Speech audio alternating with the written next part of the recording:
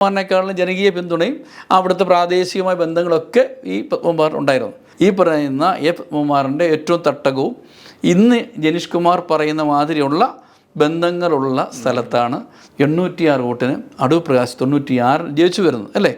പിന്നീട് മുന്നോട്ടേക്ക് വരുന്നു ഒരു കടമൻ. അവിടെ നമ്മൾ കാണേണ്ട ഒരു കാര്യം എന്ന് പറയുന്നത് ആവർത്തിക്കും ഞാൻ ചോദിക്കുന്നത് ഇവിടെയാണ് പ്രശ്നം നിൽക്കുന്നത്. ഇപ്പം വീണയാണോ അല്ലെങ്കിൽ അബിനാണെന്നോ. പക്ഷേ രണ്ടുപേരും മാത്യു ടി തോമസ് നല്ല മനുഷ്യനാണ്. പക്ഷെങ്കിൽ മാത്യു തോമസിന്റെ ഒരു നെഗറ്റീവ് വശം കോൺഗ്രസിനകത്തെ പ്രശ്നങ്ങൾ കൊണ്ടാണ് കോൺഗ്രസ് സ്ഥാനാർത്ഥികൾ അവിടെ പരാജയപ്പെടുന്നത്. എപ്പോഴും കാലുവാരലും പരസ്പരം ഉണ്ടാകുന്ന ആക്ഷേപങ്ങളും പ്രശ്നങ്ങളുമാകുന്ന ഒരു സ്ഥലമാണ്. അതൊരു 25 വർഷമായിട്ട് റാന്നിയുടെ UDF തകർച്ചയ്ക്ക് അല്ലെ UDF സ്ഥാനാർത്ഥി വിജയിക്കാതിരിക്കാൻ ഒരു പ്രധാന ഘടകമായിട്ടാണ് നിൽക്കുക. കിട്ടുവാണെന്നുണ്ടെങ്കിൽ അത് ചെറിയ മാർജിനായിരിക്കും.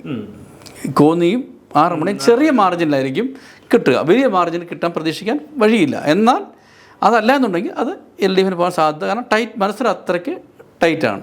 കോന്നിയുടെ സാഹചര്യം അറിയാം. ബിനുവിനെ സംബന്ധിച്ച് 2 സീറ്റ് LDFിന് കൊടുത്താലേ പറ്റുമെന്ന് വാശി. എനിക്ക് കൊടുക്കണമെന്നുള്ള വാശിയല്ല. രണ്ടുപേരും പിടിച്ചോളും, ആർക്കും വേണേൽ കിട്ടിയെടുത്തോളും, അത്രയേ ഉള്ളൂ. എന്തായാലും ശരി, നമുക്ക് കാത്തിരിക്കാം. പക്ഷേ ഇതിനകത്ത് ഏറ്റവും വലിയ പ്രശ്നം അറിയൂ. എൻ്റെ കൂടെ ഇന്ന് ഈ ചർച്ചയിൽ ഉള്ളത് പത്തനംതിട്ടയിലെ സീനിയറായ മാധ്യമപ്രവർത്തകൻ സാം ചെമ്പകത്തരാണ്. ആഭരണങ്ങളുടെ യഥാർത്ഥ ഭംഗി അവയുടെ വ്യത്യസ്തതയിലാണ്.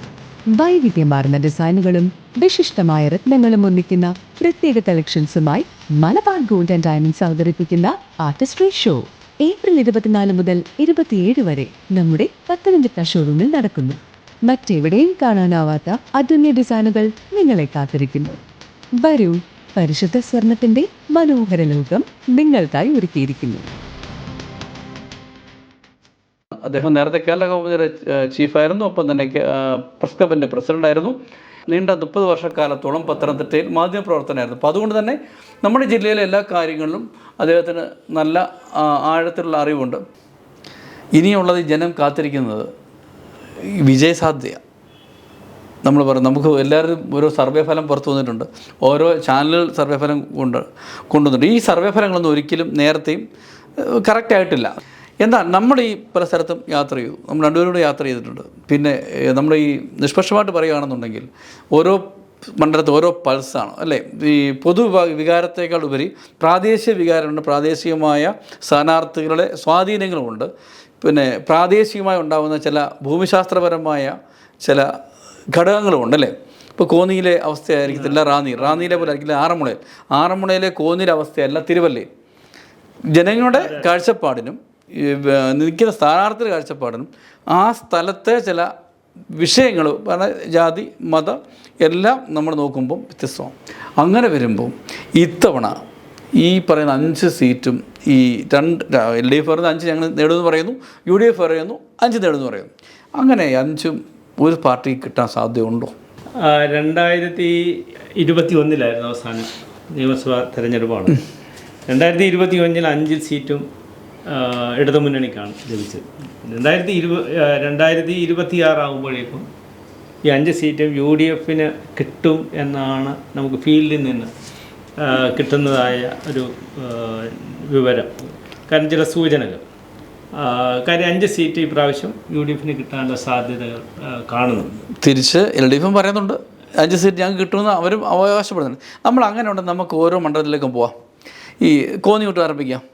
കോന്നിയെ സംബന്ധിച്ച് നമുക്കറിയാം മലയോര മേഖലയാണ്. കോന്നിയിൽ ഇപ്പോൾ ജനീഷ് കുമാറാണ്. തുടക്കത്തിൽ തന്നെ പറഞ്ഞു, ജനീഷ് തന്നെ പറഞ്ഞു എനിക്കൊരു എതിരാളിയില്ല എന്ന് പറഞ്ഞു. അപ്പോൾ അവിടെ ആദ്യം അടൂർ പ്രകാശ് മത്സരിക്കാൻ വേണ്ടി ഒരു ശ്രമം നടത്തിയിരുന്നു. കാരണം ജനീഷിനോട് ഏറ്റുമുട്ടണമെങ്കിൽ അത്ര കരുത്തരായ ഒരു സ്ഥാനാർത്ഥി വേണം എന്നുള്ളതായിരുന്നു. അപ്പോൾ ഒരു കരുത്തരായ സ്ഥാനാർത്ഥി ആണ് അടൂർ പ്രകാശ് എന്നുള്ള കാര്യത്തെപ്പറ്റി സംശയം വേണ്ട. ഓക്കെ, അങ്ങനെ ഉണ്ടെന്നുണ്ട്. പിന്നെ ആ സാഹചര്യത്തിലാണ് ഇപ്പോൾ നമുക്ക് ഈ DCC പ്രസിഡന്റ് സതീഷ് കൊച്ചുപറമ്പിൽ അവിടേക്ക് ചെല്ലുന്നത്. അപ്പോൾ അവർ പറഞ്ഞു എനിക്കതൊരു പ്രശ്നമൊന്നുള്ള സ്ഥാനാർത്ഥിയല്ല എന്ന് വളരെ ശല്യമായിട്ട് ഈ ജനീഷ് പറയുന്നുണ്ട്. കോന്നിയുടെ ജാതി മതം നോക്കിയാലും ഭൂപ്രകൃതി നോക്കിയാലും ശരി, നമ്മൾ മനസ്സിലാക്കേണ്ടത് ഈ പറയുന്ന സതീഷ് കൊച്ചുപറമ്പിലിനെ അത്ര നിസ്സാരക്കാരനായിട്ടും കാണാൻ ഈ അവസാന ഘട്ടത്തിൽ പറ്റത്തില്ല വന്നിട്ടുണ്ട്.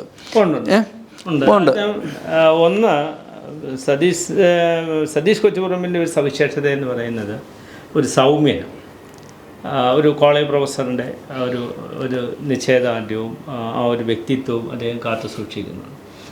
ഒരു ഇരുത്തം വന്ന നേതാവ്. അത്തരത്തിൽ ആളുകൾക്കൊരു സ്വീകാര്യത മറുവശത്ത് ജനീഷ് വികസനം പറയുന്നുണ്ട്. പക്ഷേ ആ വികസനം ഒരു വശത്ത് പറയുമ്പോൾ തന്നെ ഈ സതീഷ് കൊച്ചുറമ്പിൻ്റെ ഒരു വ്യക്തിത്വം ജനങ്ങൾക്ക് കുറച്ചുകൂടി ഇഷ്ടപ്പെടുമോ എന്നാണ് എൻ്റെ. അപ്പോൾ ജനങ്ങൾ പറയുന്നുണ്ട് ഈ പറയുന്ന സ്വീകാര്യത എന്ന് പറയുന്നു. ഈ സ്വീകാര്യത ജനീഷ് കുമാർ 2 തവണ ഉണ്ടാക്കിയെടുത്ത സ്വീകാര്യതയാണ് ജനങ്ങൾക്കിടയിലേക്ക്. ഇതേ സ്വീകാര്യത ഇതിനു മുമ്പ് ഈ അടൂർ പ്രകാശിനുണ്ടായിരുന്നു. എന്നിട്ട് അടൂർ പ്രകാശ് ഈ റോബിൻ പീറ്റർ അവിടെ നിർത്തുന്നു. റോബിൻ പീറ്റർ നിർത്തിയിട്ട് പറയുന്നത് ഞാൻ മത്സരിക്കുന്ന പകരമായിട്ടാണ് റോബിൻ പീറ്റർ മത്സരിക്കുന്നത് എന്ന് പറഞ്ഞ് വോട്ട് പിടിക്കാൻ ശ്രമിക്കുന്നുണ്ട്. അപ്പോഴും റോബിൻ വിജയിച്ചില്ല. ആഭരണങ്ങളുടെ യഥാർത്ഥ ഭംഗി അവയുടെ വ്യത്യസ്തതയിലാണ്. വൈവിധ്യമാർന്ന ഡിസൈനുകളും വിശിഷ്ടമായ രത്നങ്ങളും ഒന്നിക്കുന്ന പ്രത്യേക കളക്ഷൻസുമായി മലബാർ ഗോൾഡ് ആൻഡ് ഡയമണ്ട്സ് അവതരിപ്പിക്കുന്ന ആർട്ടിസ്ട്രി ഷോ ഏപ്രിൽ 24 മുതൽ 27 വരെ നമ്മുടെ പത്തനംതിട്ട ഷോറൂമിൽ നടക്കുന്നു. മറ്റെവിടെയും കാണാനാവാത്ത അതുല്യ ഡിസൈനുകൾ നിങ്ങളെ കാത്തിരിക്കുന്നു. വരൂ, പരിശുദ്ധ സ്വർണത്തിന്റെ മനോഹര ലോകം നിങ്ങൾക്കായി ഒരുക്കിയിരിക്കുന്നു. ഇനി അതിന് മുമ്പിലേക്ക് നമുക്ക് പോകാം. അതിന് മുമ്പിലേക്ക് പോകുമ്പോൾ എ പത്മകുമാർ ആയിരുന്നല്ലോ. 1996 അടൂർ പ്രകാശ് കോന്നിയിലേക്ക് വരുമ്പോൾ എ പത്മകുമാറിൻ്റെ തട്ടകമായിരുന്നു കോന്നി. പ്രത്യേകിച്ച് CPM CPയുടെ ഏറ്റവും ശക്തമായ, ജില്ലയിലെ ഏറ്റവും ശക്തമായ മണ്ഡലമാണ്. അവിടെ ഒരു കോൺഗ്രസ്സുകാരൊന്നും ജയിക്കത്തില്ല. അത്ര ഒരു സാഹചര്യമായിരുന്നല്ലോ കോന്നി. നിഷേധിക്കാൻ പറ്റത്തില്ലല്ലോ.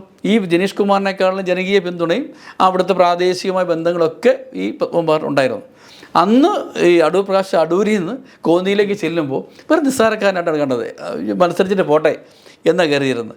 പക്ഷേ അന്ന് 806 വോട്ടിന് അടൂർ പ്രകാശ് അവിടെ ജയിച്ചു.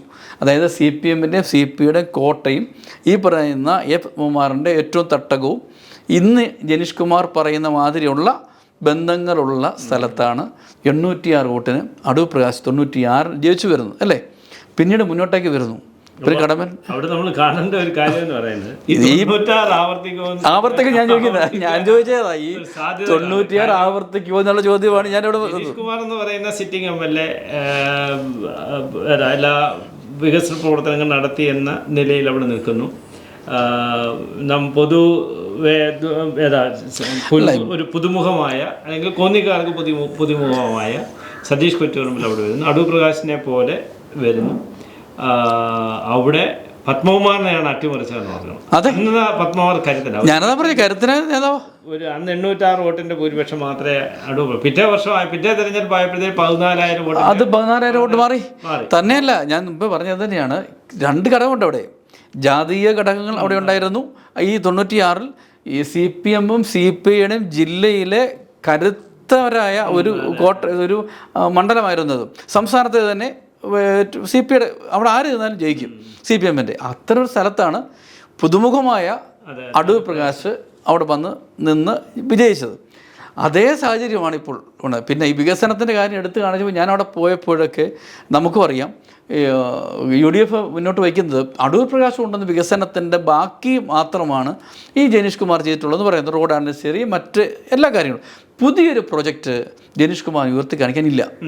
ടൂറിസം മേഖലയിലില്ല, ആരോഗ്യ മേഖലയിലില്ല, അടിസ്ഥാന മേഖലയിലില്ല, റോഡ് ഇല്ല. ഇപ്പോൾ റോഡെന്ന് പറയുമ്പോൾ പുനലൂർ മൂവാറ്റുപുഴ ഹൈവേ എന്ന് പറയുന്നത് ആർക്കും അവകാശവാദം ഉന്നയിക്കാൻ പറ്റില്ല. അതൊരു KSTPയുടെ പ്രൊജക്റ്റാണ്. ഇവർക്ക് ആർക്കും അതിനകത്തൊരു പങ്കില്ല. പിന്നെ പുതിയൊരു പ്രൊജക്റ്റ് എന്താ ഉള്ളത്? തൊഴിൽ മേഖലയിൽ ഒരു പുതിയ പ്രൊജക്റ്റ് വന്നിട്ടില്ല. അപ്പോൾ അത് UDF മുന്നോട്ട് കാണിക്കുന്നുണ്ട്.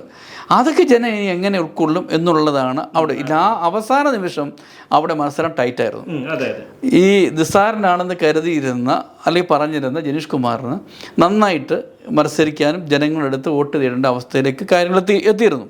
പക്ഷേ BJPയുടെ സ്ഥാനാർത്ഥി അവിടെ ദുർബലനായിപ്പോയി. കാരണം BJPയുടെ നമ്പർ 1 വോട്ടുകൾ എങ്ങോട്ട് പോകും എന്നുള്ളത് എങ്ങോട്ട് പോകും എന്നതിനെ ആശ്രയിച്ചിരിക്കും. അവിടുത്തെ 2 പേരെ വിജയം. ഞാൻ കണക്ക് കൂട്ടി എത്രയും ഒരു 1000 വോട്ടിൽ താഴെ ഒന്നുകിൽ വിജയിക്കാൻ UDF സ്ഥാനാർത്ഥിക്ക് പറ്റുള്ളൂ എന്ന് എനിക്ക് തോന്നുന്നു. 1000 മുതൽ 3000 വോട്ടിന് ഇടയ്ക്കുള്ള ഭൂരിപക്ഷത്തിൽ ഈ സതീഷ് കൊച്ചുപറമ്പിൽ ജയിക്കാൻ സാധ്യതയുണ്ട്. 5000 അതാ ഇനിയിപ്പം ജനീഷ് കുമാർ ജയിക്കുന്നെങ്കിൽ അത് 5000-ന് മുകളിലേക്കും പോകും. അതാണ് BJPയുടെ വോട്ടിന് ആണ് ഇവിടെ നിർണായകമായി വരുന്നത്. പിന്നെ ഭരണവിരുദ്ധ തരംഗവും ആ കോന്നിയിൽ അലയടി. കാരണം നമ്മൾ മുമ്പേ പറഞ്ഞ മാതിരി ശക്തനായ ജനങ്ങൾക്കിടെ സ്വാധീനമുള്ള ജനീഷ് കുമാർ നിൽക്കുന്നിടത്ത് പുതിയ ഒരാൾ അത്രയ്ക്ക് ഒരു ശക്തനൊന്നും അല്ല അദ്ദേഹത്തിന്. കാരണം നമുക്കറിയാം DCC പ്രസിഡന്റ് അത് സൗമ്യനാണ്. ആ സാഹചര്യത്തിലാണ് ഈ 806 വോട്ടും വീണ്ടും ഇവിടെ ആവർത്തിക്കാൻ സാധിക്കുമോ UDF വലിയ ഭൂരിപക്ഷം കിട്ടിയില്ലേലും സതീഷ് കൊച്ചുപറമ്പിനൊരു മേൽക്കൈ കിട്ടുമെന്നാണ് എൻ്റെ വിശ്വാസം. അവിടെ ഉണ്ടാകാൻ സാധ്യത. പിന്നെ ആറന്മുളയിലേക്ക് വരുമ്പോഴാണ്, ആറന്മുളയിലാണ് ഏറ്റവും കൂടുതൽ ടൈറ്റ് ആയിട്ടുള്ള മത്സരം എന്ന് പറയുന്നത് നടക്കുന്നത്. ഒപ്പത്തിനൊപ്പം നിൽക്കുന്നുണ്ട്. അവിടെയും ഈ BJPയുടെ കാൻഡിഡേറ്റ് ഒരു ദുർബലം എന്ന് പറയാൻ പറ്റത്തില്ല. അവരുടെ ഒരു വോട്ട് മാത്രം കിട്ടും. BJPയുടെ വോട്ട് മാത്രം കിട്ടാൻ സാധ്യത ഉണ്ടാവുള്ളൂ. പക്ഷേ അത് കൂടുതൽ വോട്ട് വേറെ ആളിൽ നിന്ന് പിടിക്കാൻ സാധിക്കുമല്ലോ. നേരത്തെ അവർ പിടിച്ചിട്ട് A ക്ലാസ് മണ്ഡലമായിരുന്നു. അങ്ങനെ വന്നിരുന്നെങ്കിൽ ചില നീക്കുപോക്കുകൾ ഉണ്ടാകേണ്ടി വന്നേനെ. ഇവിടെയാണ് പ്രശ്നം നിൽക്കുന്നത്. ഇപ്പം വീണയാണോ അല്ലെങ്കിൽ അബിനാണോ? പക്ഷേ രണ്ടുപേരും ആണെങ്കിലും ഒരു 5000-10,000 വോട്ടുകൾക്കിടയിൽ ഉണ്ടാകുന്ന ഒരു ഭൂരിപക്ഷമേ രണ്ടുപേർക്കും കിട്ടാൻ സാധ്യതയുള്ളൂ അല്ലേ? അബിന് ഭൂരിപക്ഷം കിട്ടുമോ, നല്ല ഭൂരിപക്ഷം കിട്ടുമെന്നാണ് എൻ്റെ പ്രതീക്ഷ. കാര്യം അബിന് ഒട്ടേറെ അനുകൂല ഘടകങ്ങളുണ്ട്.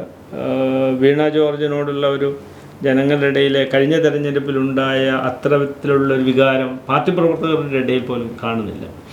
പാർട്ടി അണികൾക്ക് പോലും ഒരു നിസ്സംഗത നമ്മൾ പ്രകടമാകുന്നുണ്ട്. വർക്കിൻ്റെ കാര്യത്തിലൊക്കെ പ്രകടമാകുന്നുണ്ട്. പ്രത്യേകിച്ച് ഈ കണ്ണൂരിലെ സംഭവവികാസങ്ങൾ. പിന്നെ ഒരു വീണ ജോർജിൻ്റെ ഏറ്റവും വലിയൊരു നെഗറ്റീവ് ഘടകം എന്ന് പറയുന്നത് വിളിച്ചാൽ ഫോൺ എടുക്കരുത്. അത് പാർട്ടി പ്രവർത്തകരൊക്കെ അത്യാവശ്യ കാര്യങ്ങൾക്കാണല്ലോ ഫോൺ വിളിക്കുന്നത്. അന്നേരം ഫോൺ എടുക്കാറില്ല, തിരിച്ചു വിളിക്കാറില്ല. അതുകൊണ്ട് സാധാരണ പാർട്ടി പ്രവർത്തകരിൽ നിന്നുമൊക്കെ ഒരു ഒറ്റപ്പെടൽ ഉണ്ടാകുന്നുണ്ട്. അതുകൊണ്ടായിരിക്കും എനിക്ക് തോന്നുന്നു ഒരു മന്ദത, ഒരു നിസ്സംഗത കാണും. പക്ഷേ ഈ പ്രചരണത്തിന് പോയ സ്ഥലങ്ങളിൽ സാധാരണക്കാരെ ജനങ്ങൾ ധാരാളം പേര് അവരെ സ്നേഹിക്കുന്ന അല്ലെങ്കിൽ അവർ കരുതുന്ന ഒരു സാഹചര്യം ഞാൻ കണ്ടിട്ടുണ്ട്. അപ്പം ഈ സാധാരണക്കാരെ ജനങ്ങൾക്ക് മുമ്പിൽ അവർ പ്രത്യേക സ്ത്രീകൾക്കിടയിൽ ഒരു വലിയ സ്വാധീനം അവർ ചെലുത്തുന്നുണ്ട്. ഈ ആരോടും ആക്ഷേപങ്ങളും അല്ലെങ്കിൽ ഇത്തരം വിഷയങ്ങൾ മുമ്പിൽ നിൽക്കുമ്പോഴും പിന്നെ അവർ പ്രവർത്തിച്ച കുറേ കാര്യങ്ങൾ, റോഡുകൾ ഏത് മണ്ഡലത്തിൽ കൂടെ എവിടെ പോയാലും റോഡുകളെല്ലാം നല്ല റോഡാണ്. പിന്നെ ഓരോ പഞ്ചായത്തിലും അവരെന്തെങ്കിലുമൊക്കെ ചെയ്തിട്ടുണ്ടെന്ന് ജനങ്ങൾക്ക് പറയുന്നുണ്ട്. അപ്പോൾ അത് ഈ 10 വർഷക്കാലം അവർ ഒത്തിരി കാര്യങ്ങൾ ചെയ്തിട്ടുണ്ട്. അത് വോട്ടായിട്ട് ഈ ജനങ്ങൾ എടുത്താൽ മാത്രമേ വീണയ്ക്ക് ഒരു വിജയം സാധ്യമാവുന്നുള്ളൂ എന്ന് പറയാൻ പറ്റുള്ളൂ. ഈ വികസനം നമ്മൾ പറയുമ്പോൾ ഈ ശബരിമലയുമായി ബന്ധപ്പെട്ട് നമ്മുടെ ജില്ലയിലെ റോഡുകളൊക്കെ വളരെ ഏറ്റവും നമ്മുടെ ആറന്മുള മണ്ഡലത്തിലെ മാത്രമല്ല ജില്ലയിലെ ആകമാന റോഡുകളൊക്കെ നന്നായി കിടക്കും. അല്ല അത് പറയണ്ട.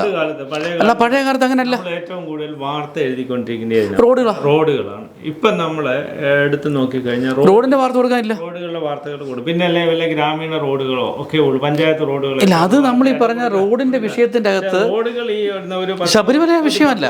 ഒരു 10-15 വർഷം എടുത്ത് നോക്കിക്കഴിയുമ്പോൾ റോഡുകൾ എനിക്ക് തോന്നുന്നു നമ്മുടെ ഒരു ടൂറിസം വികസനത്തിൻ്റെയൊക്കെ ഭാഗമാവാം, ജനങ്ങളുടെ ജീവിത നിലവാരം ഉയർത്തുന്നതിൻ്റെ ഭാഗമാണ്.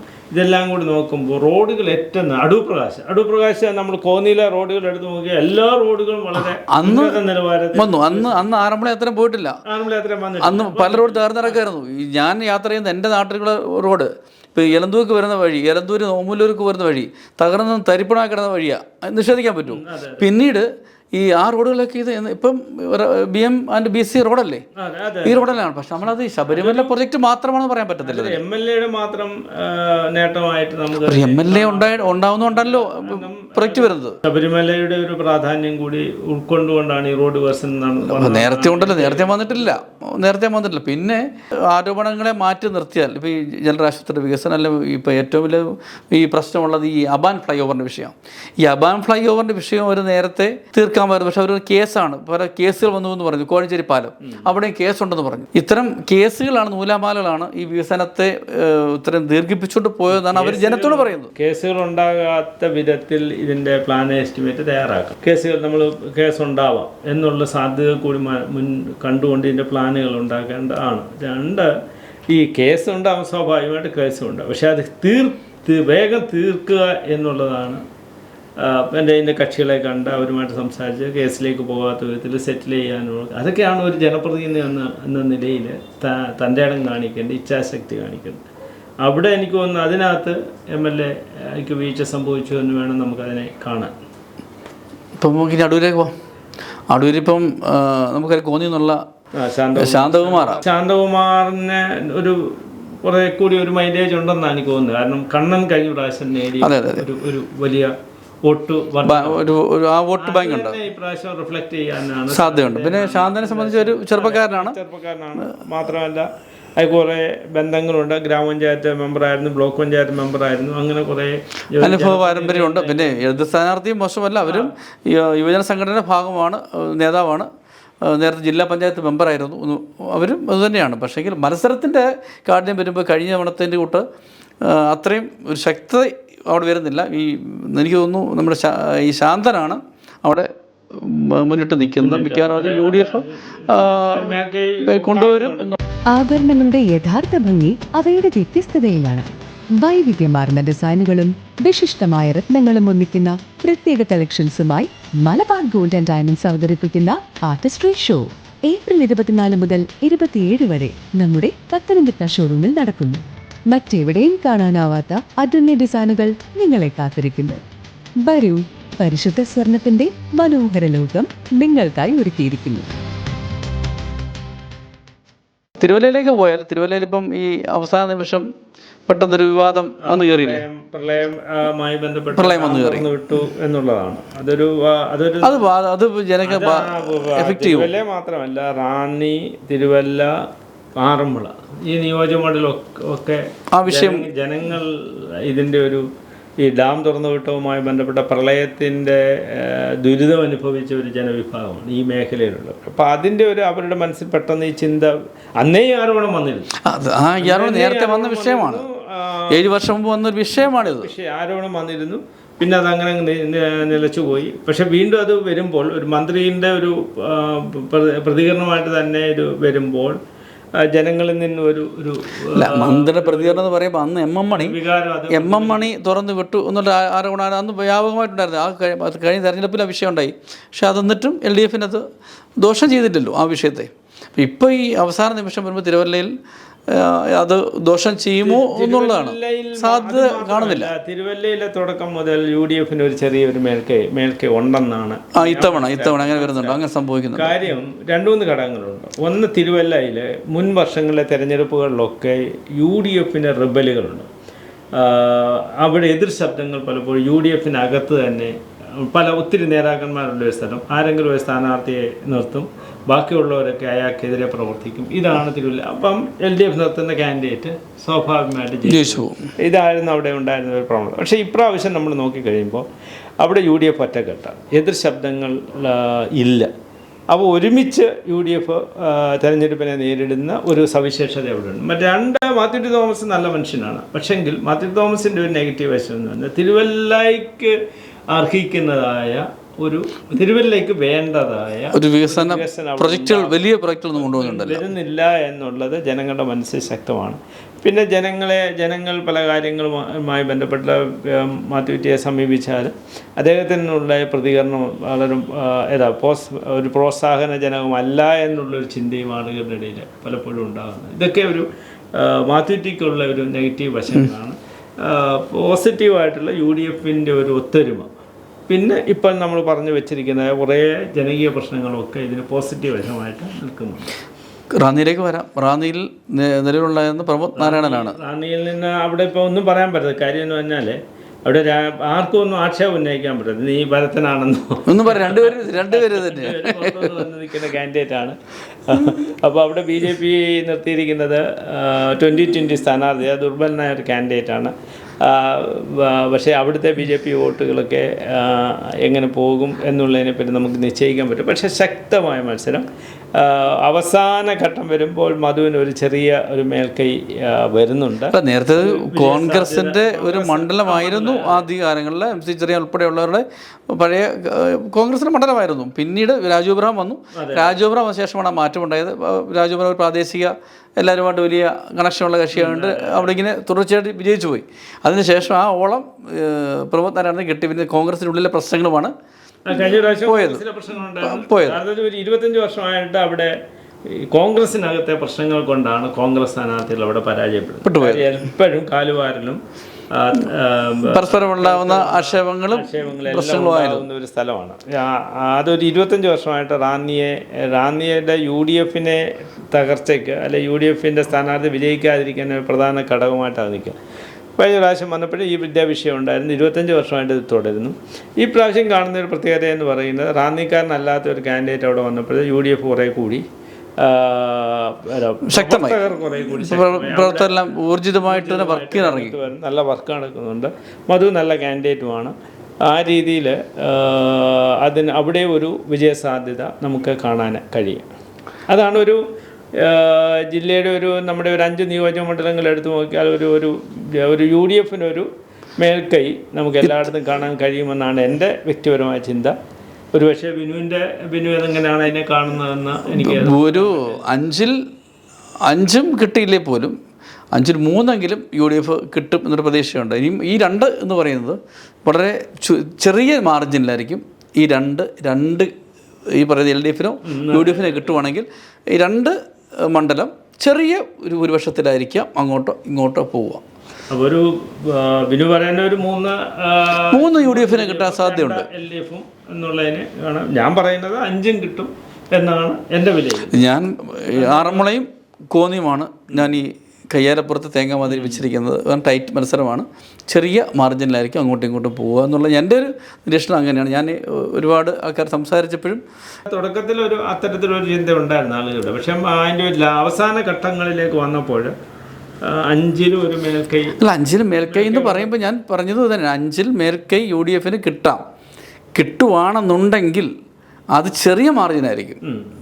കോന്നിയും ആറന്മുളയും ചെറിയ മാർജിനിലായിരിക്കും കിട്ടുക. വലിയ മാർജിൻ കിട്ടാൻ പ്രതീക്ഷിക്കാൻ വഴിയില്ല. എന്നാൽ അതല്ല എന്നുണ്ടെങ്കിൽ അത് LDF-ന് പോകാൻ സാധ്യത, കാരണം ടൈറ്റ് മത്സരം അത്രയ്ക്ക് ടൈറ്റാണ്.